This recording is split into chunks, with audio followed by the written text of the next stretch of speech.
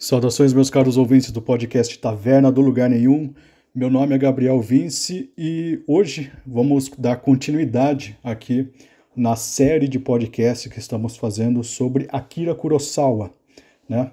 E eu vou começar, né, aqui uma subsérie dessa grande série que eu estou fazendo de podcasts, que é a respeito das obras do Akira Kurosawa, que são influenciadas pelas obras de Shakespeare, né? E vamos começar aqui falando sobre a obra Trono Manchado de Sangue, que é uma adaptação que o Akira Kurosawa fez, né, da obra Macbeth, do Shakespeare, né? E, bem, vamos dar os recados iniciais, né? Meu nome é Gabriel Vince, eu sou dono desse podcast, Taverna do Lugar Nenhum. Temos o site tavernadolugarnenhum.com.br. Lá tem outros textos, né? Alguns ensaios que eu faço sobre algumas obras, discos, quadrinhos, livros, etc., né? E tá bem legal o site, os textos eu tô constantemente revisando e tudo mais, coloco as referências e estão lá, né, à disposição, né? E também tem as minhas redes sociais, né, nesse link.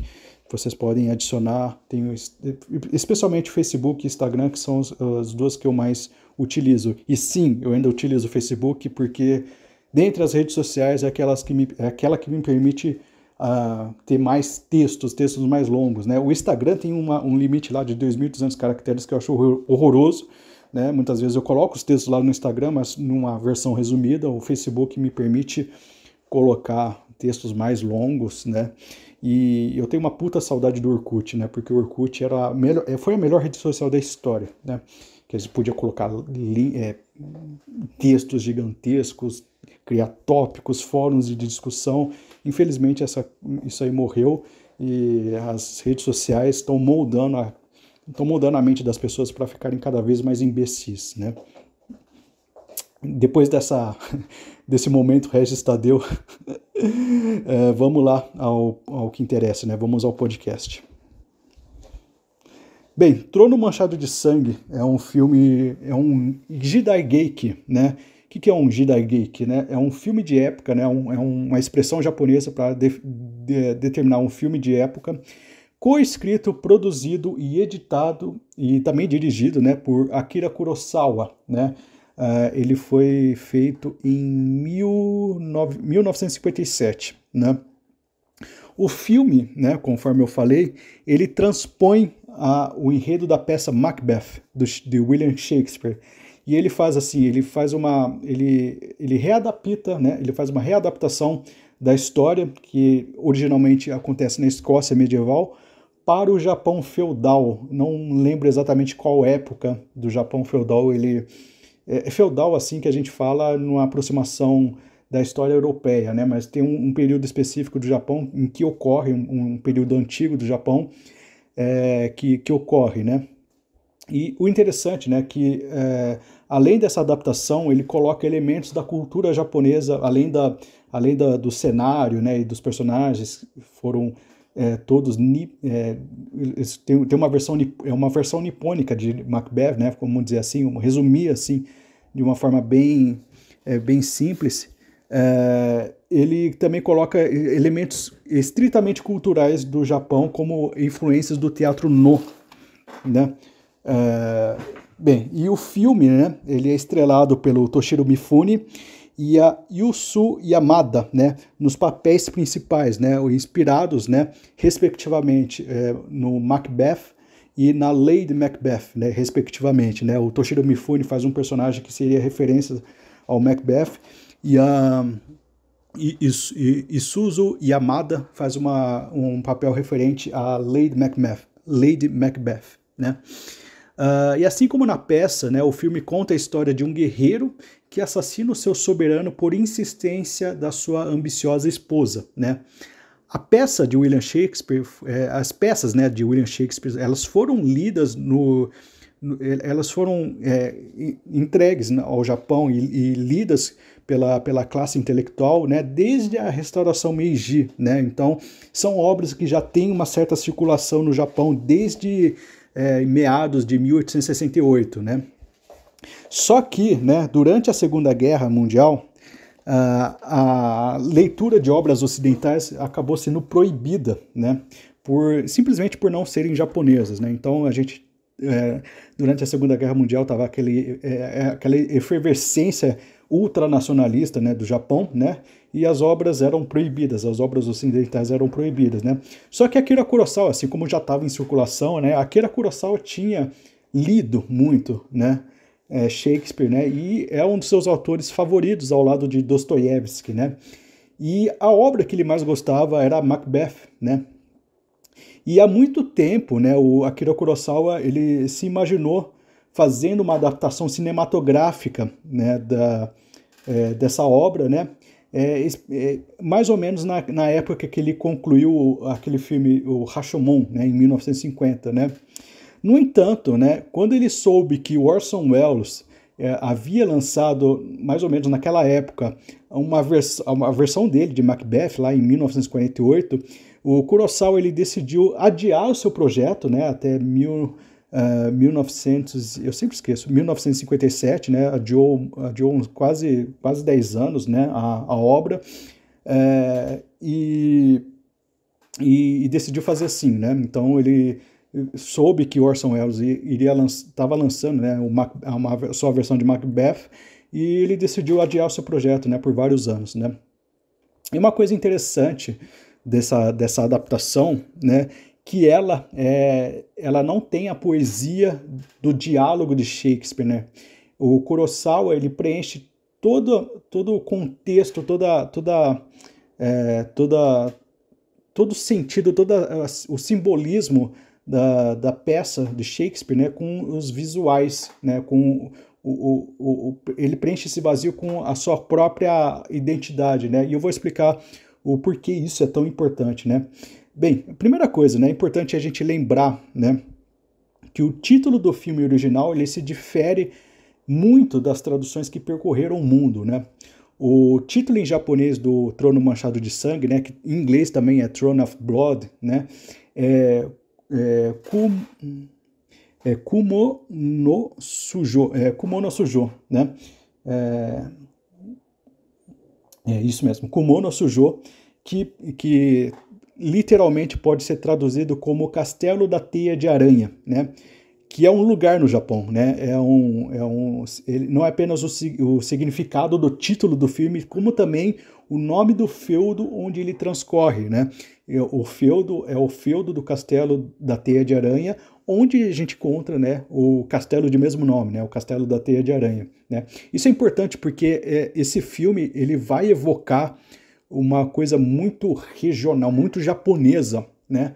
Apesar de ser adaptação de uma peça de um escritor inglês, né? Que uma peça ambientada na Escócia medieval, ele vai querer sublinhar o caráter japonês, né, dessa peça, né? E apesar da mudança de cenário, apesar da mudança de linguagem, entre outras inúmeras liberdades criativas, o Trono Manchado de Sangue de Akira Kurosawa é frequentemente considerado uma das melhores e além disso, uma das mais fiéis adaptações da peça, né? Uma das mais fiéis adaptações de Shakespeare, de Macbeth de Shakespeare, né? Mesmo que pouco ou nada do texto original da peça esteja presente nas falas dos personagens dentro do filme, né? Inclusive, os personagens até mudam de nome, né? E é uma coisa interessante, porque essa peça essa adaptação é considerada assim, como uma das melhores adaptações, mesmo não tendo o texto original, mesmo mudando todo o cenário e também o nome dos personagens, né? O que faz de Trono Manchado de Sangue ser tão Macbeth, né? Como foi bem escrito num artigo acadêmico que eu vou disponibilizar para vocês, é um artigo acadêmico da Célia Arnes de Miranda e da Suzane Tamai Inokushi, né? Que são duas pessoas lá da Universidade Federal de Minas. Elas escreveram um artigo acadêmico chamado Um Olhar Oriental sobre Shakespeare, né? Na qual elas comentam, né, 3 filmes, né? Mas o Trono Manchado de Sangue é o principal deles, né? Que é o Trono Manchado de Sangue, Homem Mal Dorme Bem, é um filme de 1960, que eu vou comentar também aqui no podcast, e Han, né? Que é uma outra adaptação de Shakespeare, né? Ram é uma adaptação de Rei Lear, né? Homem Mal Dorme Bem é uma adaptação de Hamlet, e o Trono Manchado de Sangue, né, o que a gente está dando foco nesse programa, é uma adaptação de Macbeth, né, e ela fala um pouco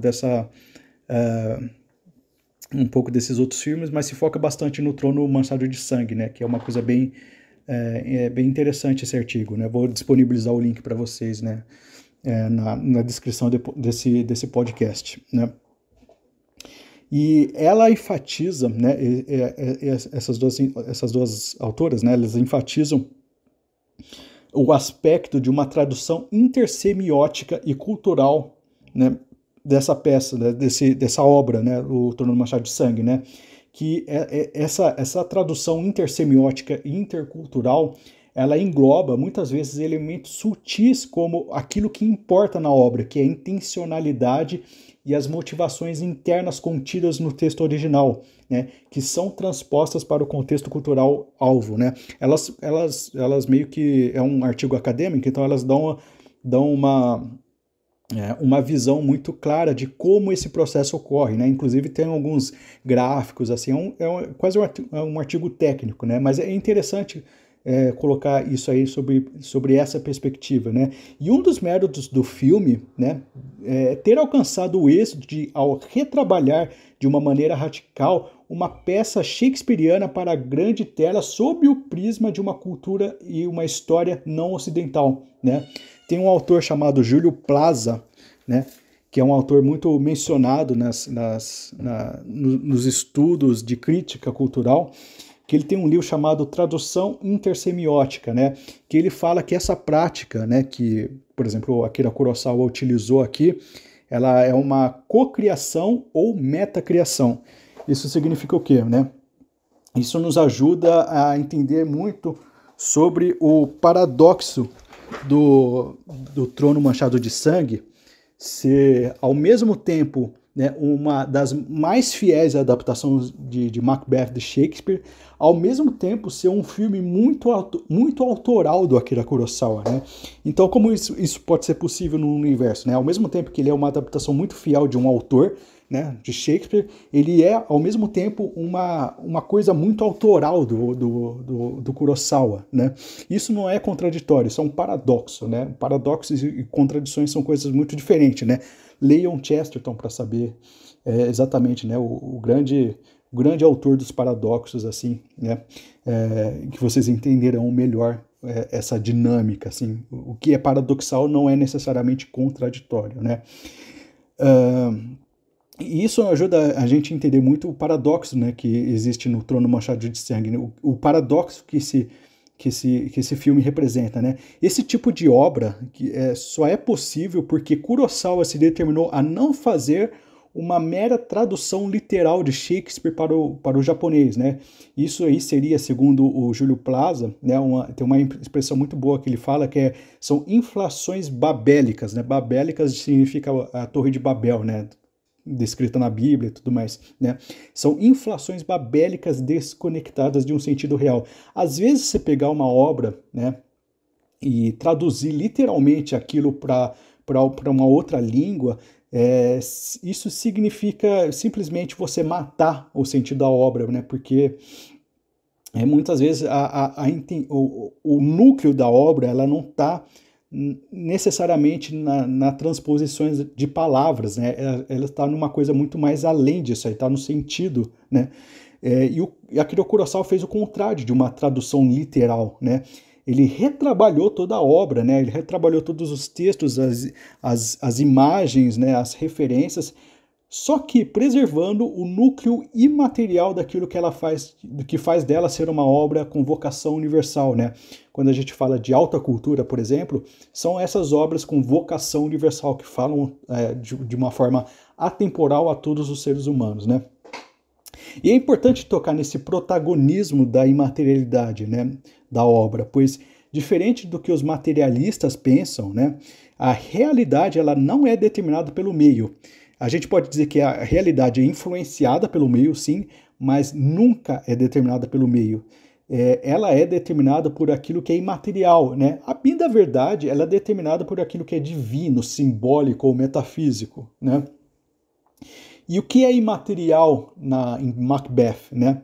É o tema da ambição, é o tema da culpa, é o confronto entre destino e livre-arbítrio, né, que é uma coisa muito discutida no mundo cristão, né? Esses temas são temas que perseguem, são temas são coisas imateriais que perseguem a humanidade, independente das condições materiais que lhes são impostas, né?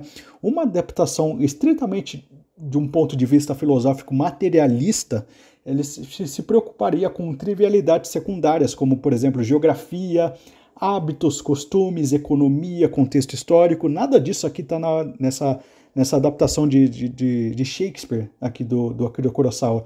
Akira Kurosawa, Trono Manchado de Sangue é uma adaptação tão boa e tão fiel e tão reconhecida, pois não busca o núcleo imaterial, pois ela não busca a materialidade, né? Não busca a fundamentação materialista da obra, né? Ela busca o núcleo imaterial transcendente da sua fonte, né? Ela busca tratar os temas, né, propriamente dito, né, da obra, né? E quais são os temas, né, que ela trata, né? Conforme, né, eu dito anteriormente, um dos principais temas da obra é a espinhosa questão da predestinação e do livre-arbítrio, né? Temas que são muito caros e muito discutidos, né, como eu falei, no mundo cristão, né? E a gente tem um cenário bem interessante, né? Até que ponto a profecia, né, garante uma profecia, né? Tem um contexto aí da história de Macbeth, que tem uma profecia, né? Até que ponto a profecia garante o seu sucesso por meio da sua revelação, né? O personagem principal aqui, né, que seria Macbeth, ele é traduzido como Waishizu, né, que é o personagem interpretado pelo Akira Kurosawa, não, pelo Toshiro Mifune, né? Se o Waishizu não soubesse do seu destino, né, se não lhe fosse revelado pela profecia o seu destino, ele teria considerado assassinar o grande senhor, né? Ao informar o guerreiro de seu futuro, né, o espírito, ele não estaria simplesmente pavimentando o caminho da sua conclusão, né? Ele não estaria simplesmente pavimentando o caminho da conclusão da sua própria profecia, né? Então essa questão do livre-arbítrio é muito importante. O tema do livre-arbítrio e da profecia e da predestinação, é um tema muito forte aqui em Macbeth, né? Que aqui é preservado de uma forma blindada, assim. Esse tema está completamente imerso aqui na obra do Akira Kurosawa, né?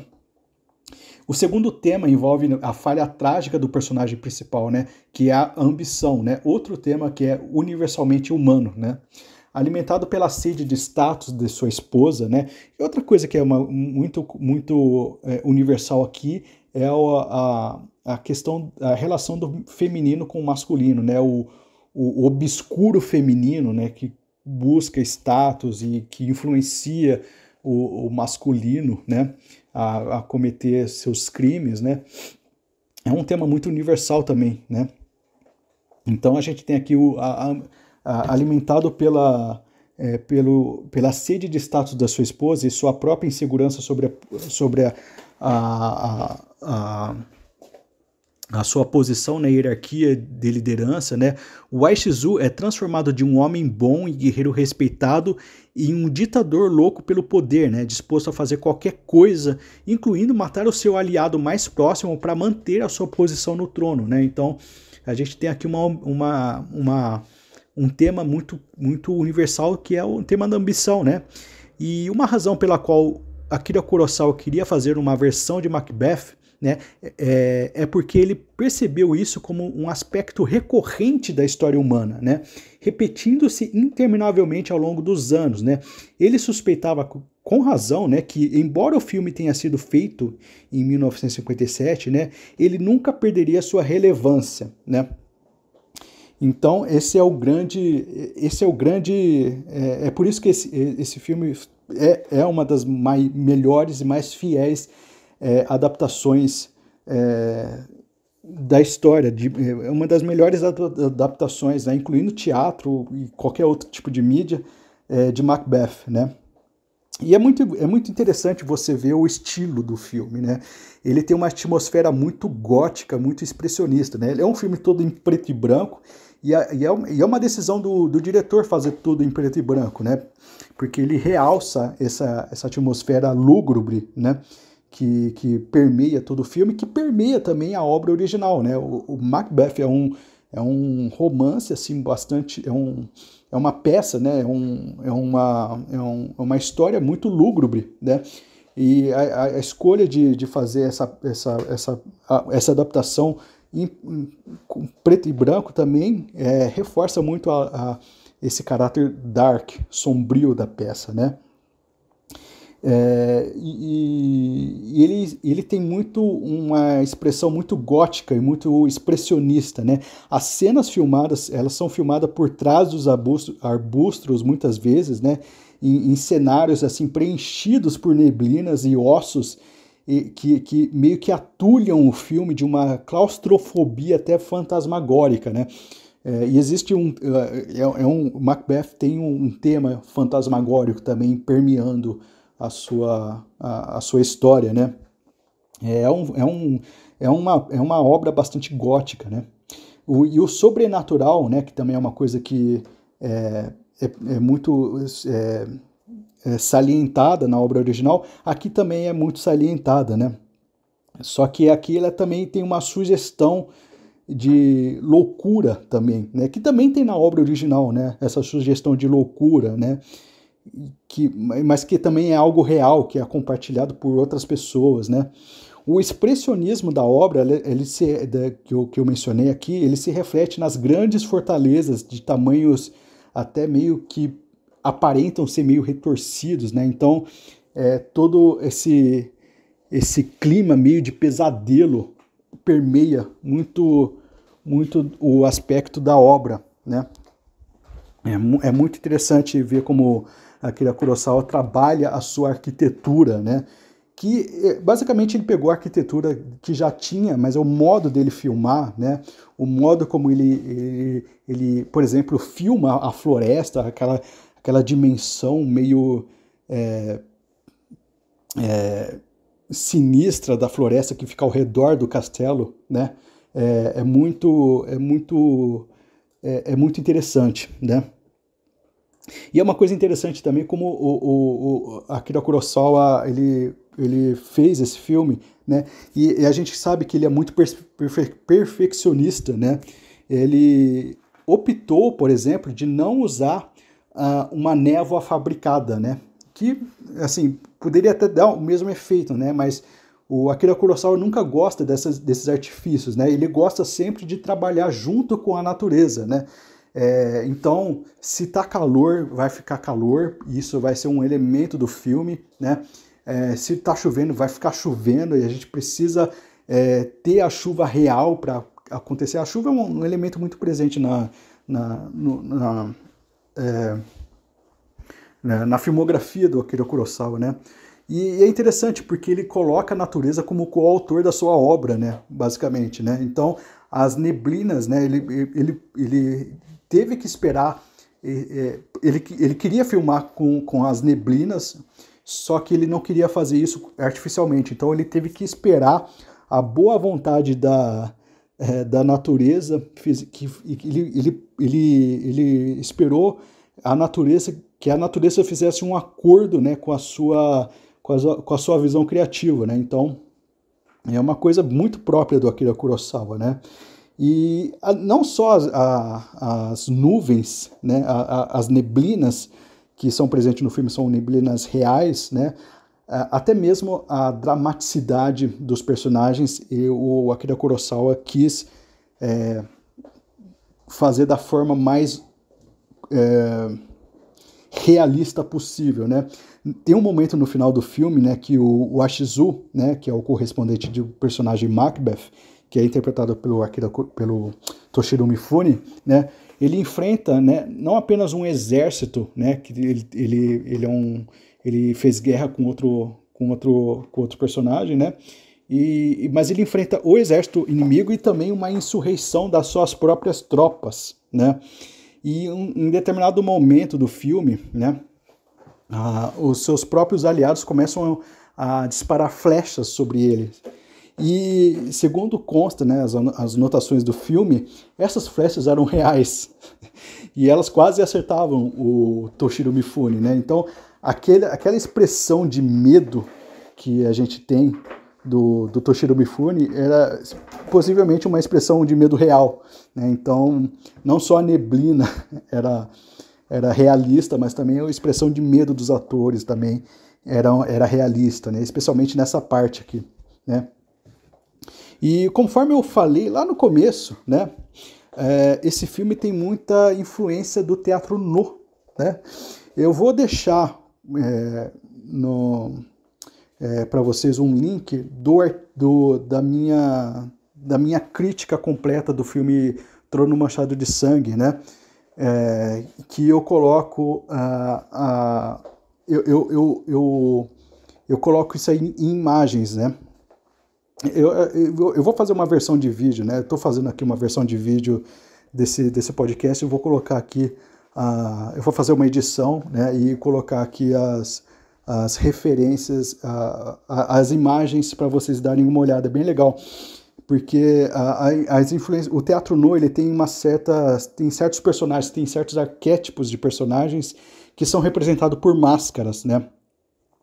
E aqui o Akira Kurosawa faz com que cada ator represente uma máscara específica do teatro no, né?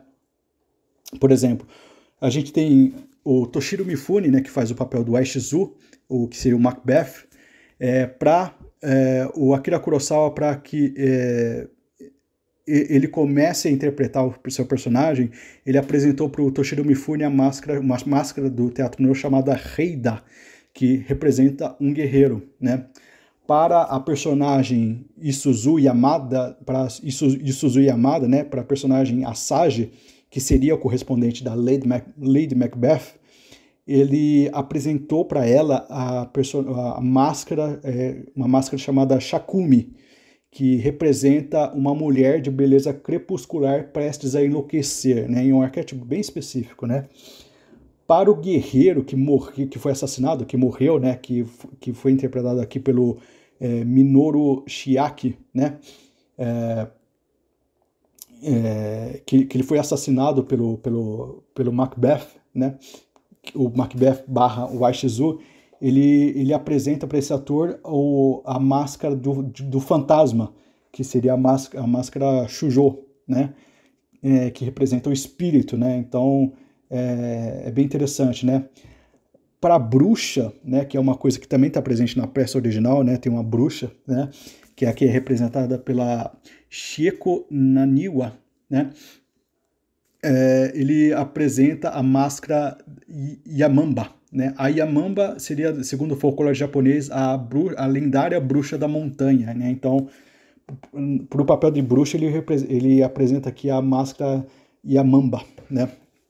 Então ele tenta criar essa conexão com a cultura japonesa, né, com o teatro no, né. Então é uma peça é uma adaptação assim, fantástica. Possivelmente é o meu filme favorito do Akira Kurosawa, né, Trono Manchado de Sangue. Talvez ele esteja disputando ao lado de Han, que é outro filme que eu acho magnífico. É um filme baseado na peça Rei Lear, né? E eu tô entre esses dois, né? Essas duas adaptações. Eu vou gostar muito de fazer esses próximos podcasts, porque eu falo com muito entusiasmo desse filme, né? Tanto o Trono Manchado de Sangue quanto o Han, que eu vou fazer ou no próximo do próximo episódio, não sei quando, mas vai acontecer, né, esse episódio.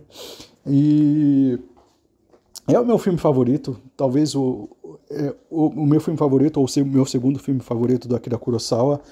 Excelente adaptação, a melhor adaptação já feita, e eu acredito que não haverá na história uma adaptação mais fiel e menos literal do que essa, né? Por todos os motivos que eu já mencionei. E é isso que eu queria mostrar para vocês. Eu espero que vocês gostem, né, desse podcast, tenham gostado desse podcast. Eu vou falar uma coisa aqui que eu nunca peço isso aí, eu acho um saco, mas se você ouviu até aqui e gostou do podcast, por favor, se você está ouvindo no YouTube, dá um like lá, e isso me ajuda muito. Se você está ouvindo no agregador de podcast, eu sei que é um saco ficar procurando aonde dar like. Eu nunca achei a porra do like do Spotify, por exemplo, mas se você achar, dá um like, assim, ajuda a divulgar isso aí. No YouTube é interessante vocês comentarem também, caso vocês se interessem, comentem, né, na seção de comentários. Isso ajuda muito a divulgar, né, o meu trabalho, né, que é um tipo de coisa assim que eu demando muito tempo para fazer, né, de pesquisar, de assistir um filme, de ler artigos, né, eu trouxe aqui artigos acadêmicos sobre o filme que eu achei muito interessante e para compartilhar com vocês, né, então por gentileza, né, se não for incomodar muito, faça essas coisinhas que ajudam bastante. E não se esqueça, né, de acessar o tavernadolugarnenhum.com.br e para mais novidades, assim, eu estou sempre alimentando texto com o site com textos, né? E é isso. Espero que tenham gostado, fiquem com Deus e até mais.